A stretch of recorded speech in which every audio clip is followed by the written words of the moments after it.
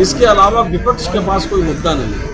हमारे पास ऐसे तमाम मुद्दे गिनाने के लिए हैं जो पिछले 10 साल में हुए हैं काम। जिस तरीके से जन कल्याणकारी योजनाएं लागू करके 25 करोड़ देश के गरीबों को गरीबी रेखा से बाहर करने का काम किया है, ये बहुत बड़ी उपलब्धि है मोदी जी की सरकार की। और साथ ही साथ 2019 के बाद जिस तरीके से ट्रिपल तलाक कानून बनाकर उसके मुस्लिम माताओं बहनों बेटियों को एक मुक्ति दिलाने का काम किया है, ये बहुत बड़ा फैसला है।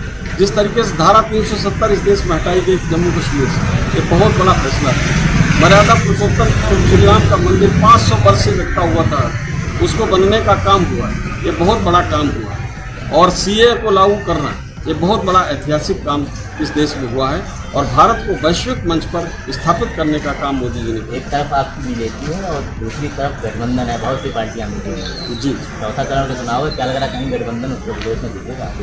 देखिए, गठबंधन के पहले तो गठबंधन आप देख रहे हैं कि देश में कितने पार्टियों ने गठबंधन किया था, 38, 40, 42 पता नहीं कितने। आज उस गठबंधन में साथी कितने रह गए। जब वो गठबंधन को ही समेट के नहीं रख सके तो जनता से गठबंधन क्या कर पाएंगे।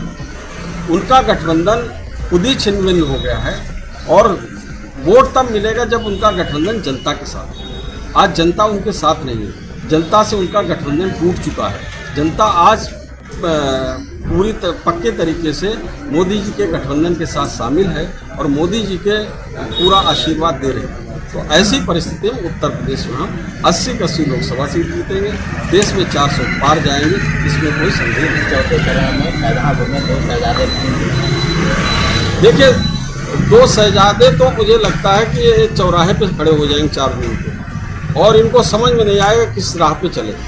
और मुझे लगता है कि एक शहजादा सोचेगा हम इटली चले जाएं, दूसरा शहजादा सोचेगा हम लंदन चले जाएं। देश में ना तो उन्हें दिल्ली दिखाई पड़ेगा ना लखनऊ दिखाई पड़ेगा। तो इन शहजादों का जो असली है ये तो मतलब देश छोड़ के जाने जैसी परिस्थिति लग रही है, ये इस देश में रह नहीं पाएंगे। 3 चरणों में मतदान परसेंटेज में कमी आई है, तो वोट से फर्क पड़ेगा सरकार? देखिए, आप अगर सोचें, आप लोग सब मीडिया से जुड़े हुए हैं, क्या कहा जाता है कि जब वोटिंग परसेंटेज ज़्यादा होता है तो कहता है कि जनता में आक्रोश है सरकार के खिलाफ, इसलिए वोटिंग परसेंटेज ज़्यादा है। यानी कि सरकार के परिवर्तन का संकेत होता है वोटिंग परसेंटेज को ज़्यादा हुआ। आज वोटिंग परसेंटेज ज़्यादा नहीं है तो ये सरकार, इसी सरकार को रखने का संकेत एक तरीके से जनता ने दिया है और निश्चित रूप से आक्रोशित जब जनता होती है तो ज़्यादा वोट देने की दिया।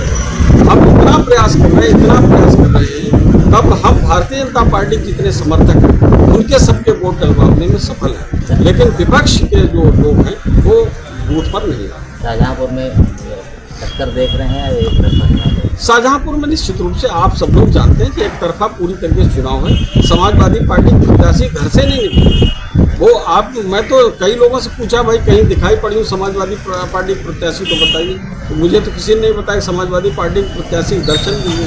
तो ऐसी परिस्थिति जब खुद ही नहीं लड़ी है तो जनता उनके लिए क्या लड़ेगी। और मुझे लगता है कि जमानत जब्त समाजवादी पार्टी के उम्मीदवार